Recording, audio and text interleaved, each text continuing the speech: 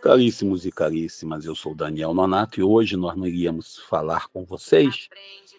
Queria fazer um momento de silêncio, de meditação, de contemplação, um retiro particular, coisa que eu sempre fiz.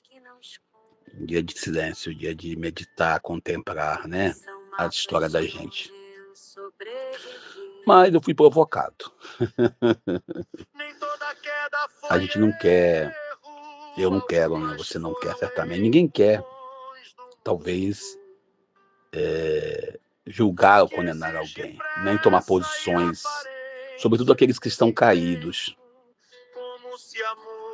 Mas nós vivemos o tempo da polarização, e eu vou falar dois assuntos aqui, e vou tentar falar menos tempo hoje, né? Primeiro, o evangelho de hoje, João capítulo 3, versículo 22 ao 30, fala de João Batista, que sabe que Jesus está batizando, sabe que Jesus está lá anunciando o reino, e ele não faz questão de ter ciúme. Pelo contrário, ele elogia e diz: o importante é ele cresça e eu diminua. Isso lembra muitos padres, sobretudo os padres que têm ciúme dos leigos, né? Diáconos têm ciúme dos leigos, e padres têm ciúme de diácono, e bispo tem ciúme de padre, onde a única pessoa que pode brilhar na comunidade é quem está no comando.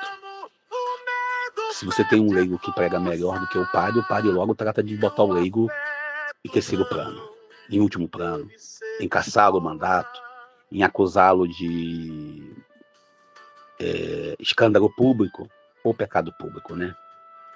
E uma coisa também vale entre os padres, né? Quando tem um padre que tem uma missa que enche muito e ele é vigário, o padre titular logo trata de colocar ele em último plano, e colocar para celebrar a missa só nos dias que ele não está, ou nas missas mais vazias. Mesma coisa, bispos fazem isso com os padres. E os diáconos, nem vou comentar, porque muitas das vezes os diáconos, às vezes, no seu trabalho pastoral, e isso acontece também na igreja evangélica, pastores e presbíteros e evangelistas e outros mais, sofrem, né, às vezes, os ciúmes. E até mesmo no meio da religião de matriz africana. Recentemente, conversando com uma amiga, ela tinha um trabalho dentro do terreiro onde ela se iniciou na fé deles, lá da fé dos candomblecistas, e ela foi colocada em terceiro plano, porque o dono da casa achou que ela estava passando na frente dele. Mas isso é um detalhe que hoje nós temos João Batista dizendo que o importante é que Jesus cresça. Talvez a gente que é de igreja diferente, você da igreja batista, da igreja adventista, da igreja metodista, das igrejas evangélicas que são plurais no mundo, talvez a gente às vezes compita, ou queira competir, compita for horrível, né? A gente queira competir entre nós mesmos, querendo ver quem junta mais gente, quando na verdade não se trata de juntar gente, mas sim de salvar pessoas. E não salvar apenas as almas, que eu ouvi de um padre jovem. Temos que salvar as almas, mas não se salva as almas sem dar dignidade ao corpo do Cristo, que é a pessoa. Mas a provocação hoje foi duas provocações que eu recebi. Eu já tinha colocado já a música para alguns amigos lá no WhatsApp, falando da mensagem do dia de hoje, né? Que eu acho que a música bonita, que eu escrevi lá em 2016, então é uma música num momento que eu vivia uma profunda tristeza, né? 2016 para 2017, onde eu tinha passado 2015 e perdido meu pai, perdido meu amigo Monsenhor Giuseppe e outras coisas mais que a vida nos oferece às vezes e nos tira. Mas eu vi dois assuntos que me interessam. Primeiro, eu não estou aqui para julgar ninguém, claro. Bolsonaro pedindo assistência religiosa. De acordo com a sua palavra, com a sua boca, ele é católico. Por que ele não tem lá a pastoral carcerária da Igreja Católica atendendo ele? Ou porque a Igreja Católica é incompetente, desculpa a palavra Igreja Católica, os padres que se ofendem com as minhas palavras, né? É incompetente o suficiente, não consegue dar assessoria a um único preso na Polícia Federal, lá em Brasília? Por que ele chama lá um pastor evangélico para dar assistência religiosa, se ele se diz católico? Quando eu digo que ele não é católico, ele não é evangélico, ele é oportunista, como está hoje o filho dele, né, os amigos dele, todos esses evangélicos aí de meia tigela que se usam, se aproximam da igreja. Também na igreja católica nós temos deputados católicos que são verdadeiros, inclusive o governador do Rio de Janeiro, né, usam a igreja para se promover. E eles querem crescer, não Jesus, mas eles que querem crescer.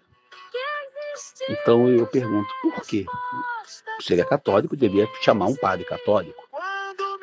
Mas ele chama lá um pastor evangélico.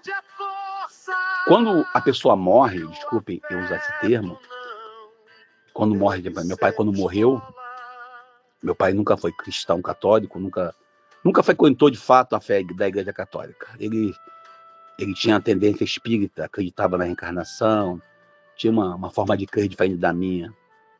Eu, por ser católico, eu logo chamei um amigo diácono Geraldo Breguncio, um irmão de fé, que também já faleceu, para poder ir lá rezar comigo, fazer sua presença VIP, um amigo, um irmão que um momento de consolo. Minha irmã, por ser evangélica, chamou o pastor dela. Então, a gente oferecemos a oportunidade de rezarmos junto, que a dor não tem religião. Mas se a pessoa estando viva, ela escolhe a fé dela. E pelo que eu sei, Bolsonaro está vivo. Ou a família já matou ele, que impõe para ele um pastor. Mas tudo bem, ele nunca foi católico mesmo, pelo menos eu vejo isso nas atitudes dele e na prática dele.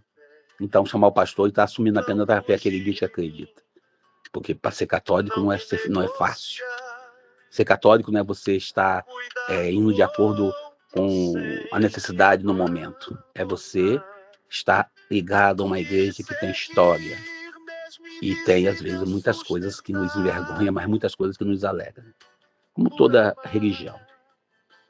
E ser evangélico, talvez, desculpem meus irmãos evangélicos, se você hoje não está satisfeito com a igreja X, vai para a igreja Y, e é tudo a mesma igreja, porque a igreja é plural, a igreja evangélica. A igreja católica é una nesse sentido. E também uma jovem que foi assaltada e morreu no assalto, que roubaram o celular dela, e alguém botou assim, tá vendo? Ela falava que não votava no Bolsonaro, agora mataram ela. A morte dessa jovem foi o que me tocou. Me tocou porque é o seguinte, as pessoas, até no momento de dor do irmão, costumam polemizar, queriam colocar o rótulo. Aí eu volto no Evangelho de João. Jesus, ele estava lá batizando. O evangelista João, ele faz questão de dizer que João não tinha sido preso ainda. Não precisava botar isso no início do evangelho. Se João está comentando, está fazendo um comentário, e se os discípulos vieram ter com ele, é lógico que ele não foi preso ainda. Isso é o ponto 1. Ponto 2. Em que a menina votou, em quem ela fez a campanha, não interessa.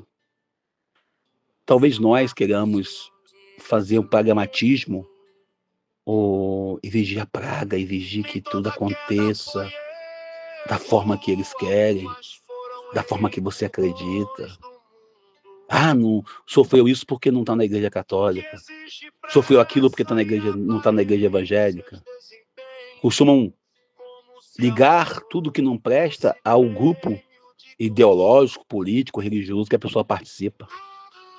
É apenas uma reflexão, eu paro por aqui. Peço que Deus nos abençoe, nos ajude. Peço perdão pelas vezes que não fui fiel àquilo que eu acredito, pelas vezes que fui infiel achando que estava sendo fiel.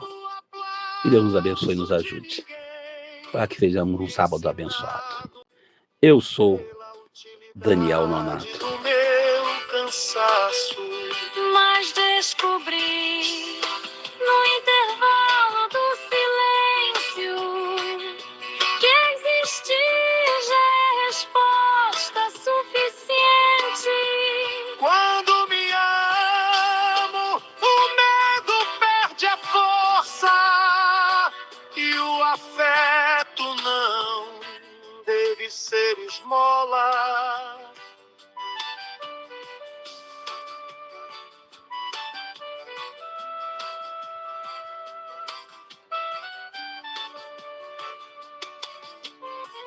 Aprendi que quem constrói morada não não aceita viver nas ruínas alheias. Há uma voz que não grita nem promete, não vende cura, ele traz a verdade.